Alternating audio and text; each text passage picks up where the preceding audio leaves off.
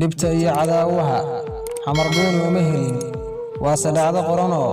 qabcaal iyo nin liitiyo doqon baa ka dhigay dhaxal imisay dhurwaayadu shaxdan dhicis u diideen imisay dhudgooyiyo dhagar ay la dooneen imisay dhaweeyeen dhagar qabaha liitiyo ninka qaraxa soo dhigay dhawaaqaan diraayiyo qayladhaantu waxay tahay shacabkan dhibaatada hoy looga dhigayo dhinaciina eego iska dhiciya cadowgo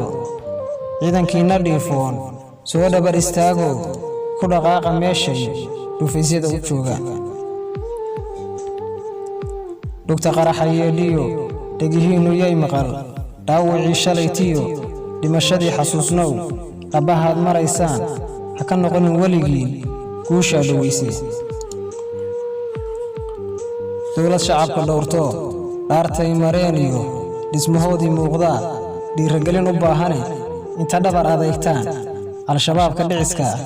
tiro weeye dhowre ciidankaa dhammayne soo dhegedhegeeyo iska dhowra halis badan